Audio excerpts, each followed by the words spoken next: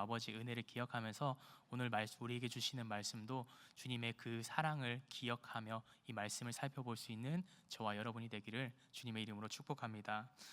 오늘 본문은 너무나도 중요한 질문을 우리에게 던지고 있습니다. 예수님은 어떠한 분이신지 그 말씀은 우리에게 그것에 대해서 증명하고 있고, 그리고 예수님을 따르기 위해서 나는 어떤 모습을 가지고 있는지 우리에게 질문하고 있습니다.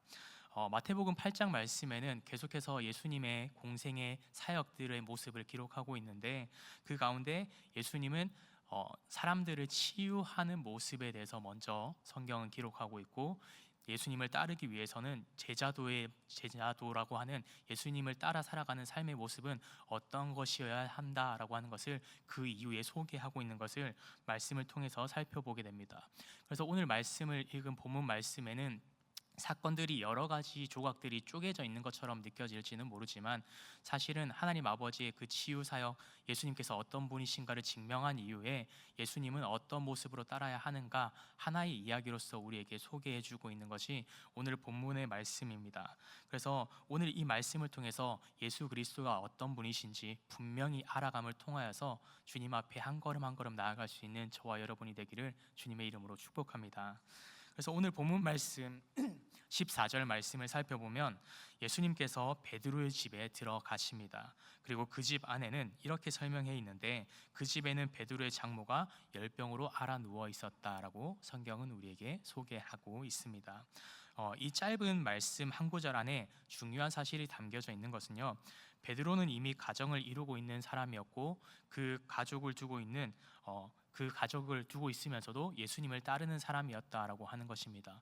그래서 예수님께서는요, 그냥 자신을 따르는 제자만 사랑하신 것이 아니라 그의 가족들까지도 사랑하셨고 함께 돌보고 계셨다라고 하는 것을 성경을 통해서 우리는 발견할 수 있게 됩니다.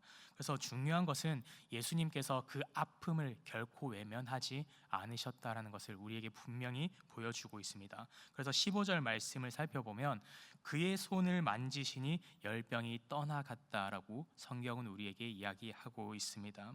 예수님께서는 이전의 말씀을 살펴보았을 때 백부장과의 대화 속에서 우리는 분명히 알 수 있는 것은 말씀하시는 것만으로도 치유하실 수 있는 분임을 분명히 보여주셨습니다.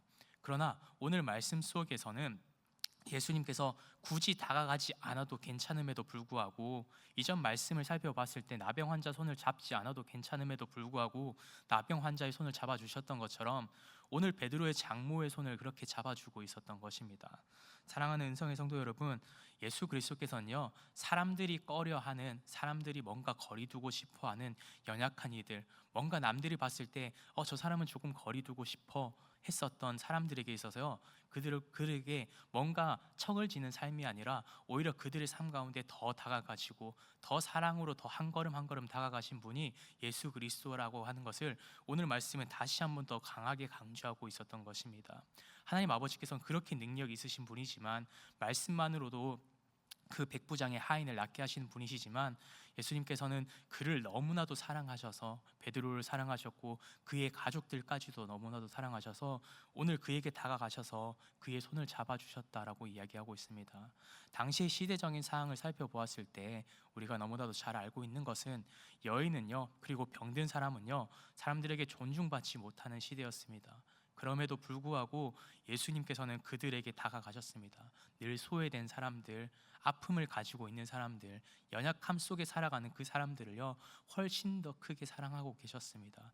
우리가 이 말씀 가운데 기억해야 되는 것은 예수 그리스도께서는요, 멀리서만 지켜보시고 멀리서 바라보시면서 너 신앙생활 잘하고 있는지, 믿음생활 잘하고 있는지 지켜보시면서 그것에 대해서 심판하시길 원하시는 분이 아니라 언제나 사랑으로 우리를 바라보고 계시고 인내의 마음으로 우리의 삶을 바라보고 계시는 분이 예수 그리스도란 사실을 오늘 말씀은 우리에게 분명히 증언해 주고 있습니다. 사랑하는 은성의 성도 여러분, 그래서 우리가 예수 그리스도가 어떤 분이신가 라고 하는 삶 가운데, 질문 가운데 살아갈 때요, 분명히 오늘 말씀은 증언해 주고 있습니다. 너무나도 우리를 사랑하시는 분, 소외된 그 영혼들을 더 사랑하시고 더 사랑하셔서 그들을 더 아끼시고 그들에게 다가가시는 분이 바로 예수 그리스도라는 사실을 오늘 말씀은 우리에게 증언하고 있습니다. 그래서 그 사실을 기억함을 통해서요, 오늘 우리의 연약함 속에서도 함께 하시는 주님의 은혜를 발견할 수 있는 우리 믿음의 성도님들 되시기를 주님의 이름으로 축복합니다. 그렇게 예수 그리스도의 그 공생의 사역 가운데 치유 사역이 계속되자 해가 저무는 시간이 되는데, 그럼에도 불구하고 너무나도 많은 사람들이 예수님을 찾아왔다라고 성경은 기록하고 있습니다. 귀신 들린 자들, 병든 자들, 고통 가운데 있는 사람들이요, 대부분의 사람들이 보통 그 자리를 함께 무리를 지을 수 없는 사람들이요, 이제는 무리를 지어서 예수님 앞에 나오는 모습을 성경은 우리에게 보여주고 있습니다. 그런데 예수님은요, 이런 이들을 피하지 않으시고요, 그 모든 사람들을 한 명 한 명 만져가시며 그들을 치유하셨다는 것을 성경은 증언해주고 있습니다. 그래서 이런 모습을, 이 장면을요, 마태는 이렇게 설명하고 있습니다. 우리의 연약한 것을 친히 담당하시고 병을 짊어지셨다라고 성경은 우리에게 이야기하고 있습니다. 이 말씀은 이사야 53장의 말씀으로 고난받는 종에 대한 예언을 했었던 이사야의 말씀입니다. 실제로 그래서 예수님께서는요, 능력의 메시아임을 드러내시기 위해서 이 땅 가운데 오신 것이 아니라 연약한 이들을 위해서, 하나님 아버지께서 친히 고통 당하시기 위해서, 고난 받기 위해서 이 땅 가운데 이 땅 가운데 오셨고, 연약한 이들과의 친구가 되어 주시고 그들의 연약함과 아픔을 치료해 주시기 위해서 이 땅에 오신 분이라는 것을 마태는 다시 한 번 더 말씀 속에 분명히 증언하고 있습니다. 병든 사람 옆에 그냥 방관하는 것이 아니라 그 연약함을 함께 안아주고 그를 위해서 중보하는 마음으로 기도하고 안수하면서 그들의 연약함을 치료해 나가신 것이 바로 예수 그리스도의 모습이다라고 성경은 우리에게 증언하고 있는 겁니다. 사랑하는 은성의 성도 여러분, 그래서 예수 그리스도를 믿는다라고 하면서 그리스도인이라고 하는 사람들은요, 예수님의 모습을 닮아가는 사람들입니다.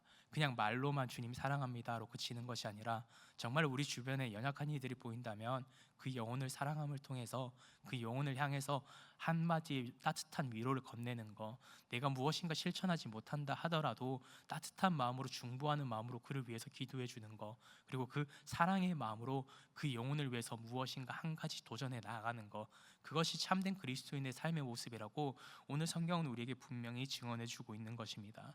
그래서 우리가 그런 삶의 모습들 가운데 그런 연약한 모습들이 보이는 영혼들이 있다면 그저 단순히 정죄하고 질책하는 것이 아니라 사랑의 시선으로, 사랑의 말로써 한마디를 건넬 수 있는 저와 여러분이 되기를 주님의 이름으로 축복합니다.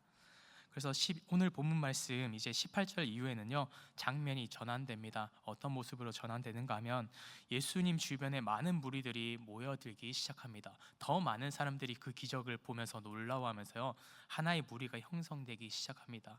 그런데 그 가운데 놀라운 것은, 그렇게 많은 무리가 모인다는 것은요, 더 많은 영향력을 끼칠 수 있는 기회인 것입니다. 그러나 예수님께서는 그 가운데 어떤 것을 원하시냐 하면 그 가운데 그 자리를 흩어지길 원하십니다. 떠나가길 바라셨습니다. 그들을 미워하고 그들이 싫어해서 떠나가신 것이 아니라 그 가운데 나의 의가 드러나는 자리가 될 것 같아서 하나님께서는 그 자리를 피하셨다는 것을 성경은 분명히 증언하고 있습니다. 그들이 무리가 모이기 시작할 때 언제나 사람들은 그를 추대하길 원하고 뭔가 나의 왕으로 세워지길 원하고, 그런 마음을 오병이어 사건 이후에 말씀을 살펴보면 분명히 알 수 있는 것은요, 자신의 만족을 채워줄 때요, 왕으로 삼으려고 했었던 사람들의 모습을 기억할 겁니다. 예수님께서는 그래서 그 모습을 아시고요, 그 자리를 떠나가시겠다 말씀하시는 것입니다. 우리였으면 도저히 상상하지 못할 자리죠. 뭔가 사람들에게 인정받고 사람들에게 위로받고 사람들에게 뭔가 이렇게 칭송을 받으면 그 자리 가운데 뭔가 내가 뭔가 이뤄낸 것 같아 라고 하는 것이 우리들의 모습일진데, 예수님께서는요, 그것을 전혀 바라지 않으셨다는 것을 성경은 증언하고 있습니다.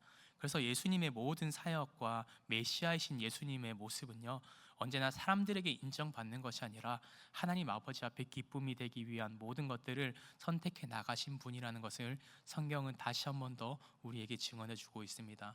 사랑하는 은성의 성도 여러분, 많은 사람들이 모이기에 건강한 예배가 아닙니다. 하나님 아버지 앞에 영광 올려드리기 위해서 모이는 그 자리, 그 은혜의 자리가 하나님 아버지 앞에 영광의 자리고 기쁨의 자리가 되는 줄 믿습니다. 그래서 많은 사람들이 모인 것에 힘쓰는 것도 물론 너무나도 좋지만 우리가 하나님 아버지의 영광을 위해서 모이고 힘쓰는 은성의 모든 성도님들 되시기를 주님의 이름으로 축복합니다. 그래서 그렇게 예수님의 공생의 모습 가운데요, 그 자리를 떠나가심을 통해서 또 다른 자리 가운데 은혜를 끼쳐 나가시고 은혜를 베풀어 주시는 모습을 성경은 계속해서 증언하고 있습니다. 이 모습을 통해서 우리가 기억해야 될 것은 그 은혜라고 하는 것, 받은 사랑을 우리가 그냥 나만 가지고 살아가는 것이 아니라 그 은혜를 함께 나누고 살아갈 때요, 그 은혜가 끊어지지 않는다라는 것을 분명히 성경은 우리에게 증언해 주고 있습니다.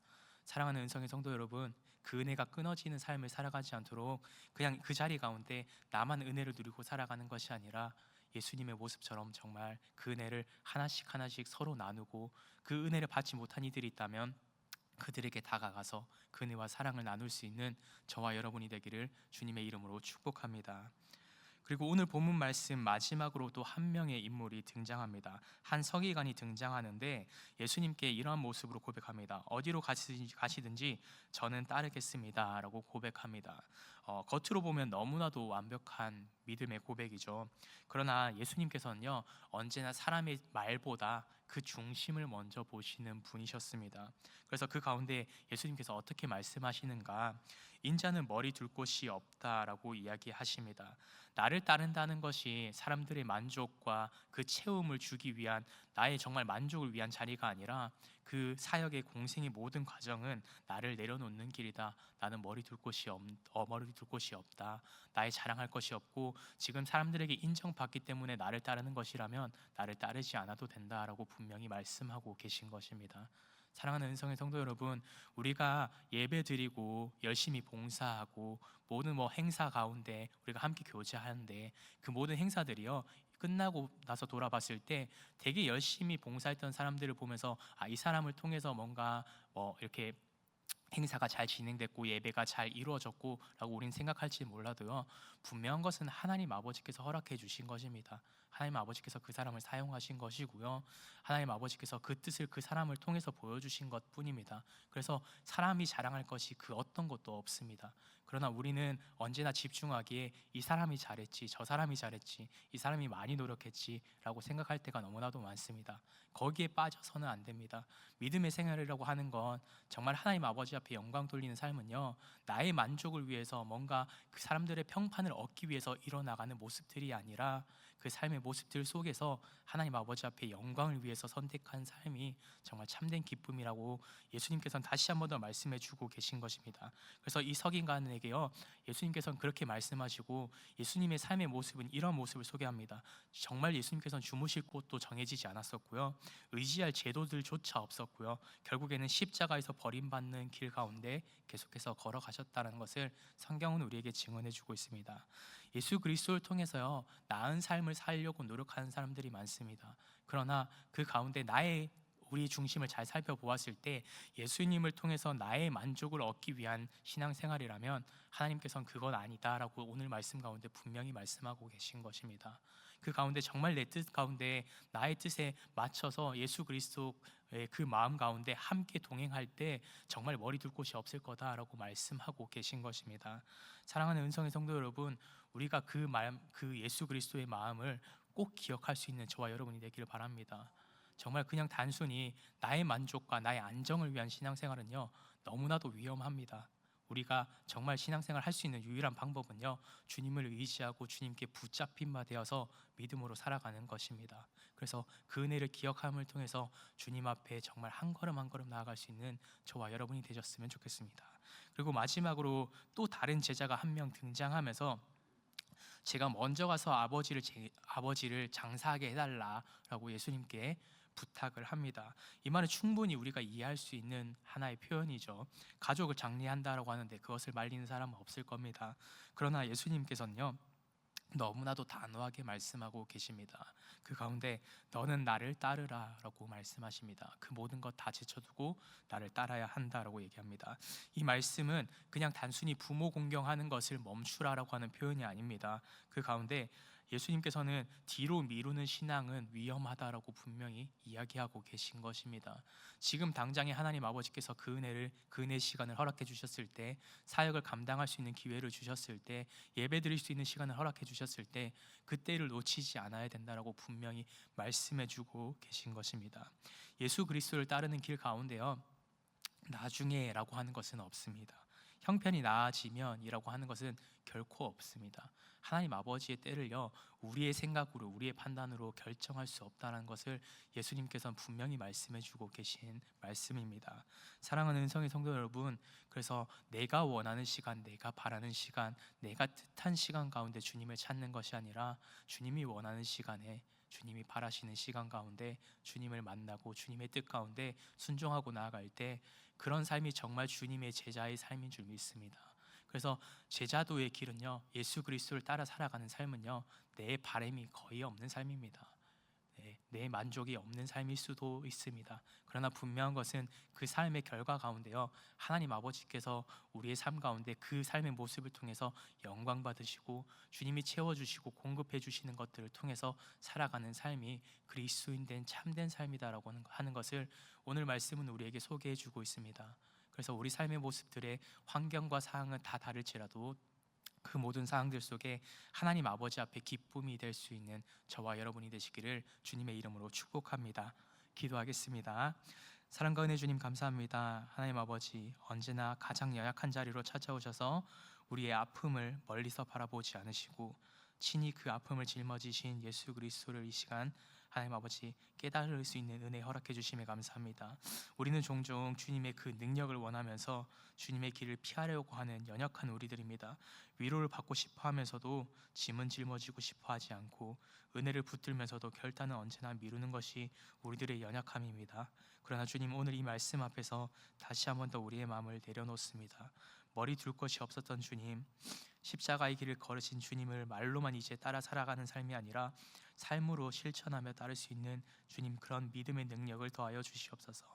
우리 주변에 있는 연약한 이들을 주님 외면하지 않게 하시고 병든 사람들, 마음이 지친 사람들, 마음이 무너진 자들 곁에서 주님의 마음으로 함께 살아갈 수 있는 은혜 더해 주시옵소서.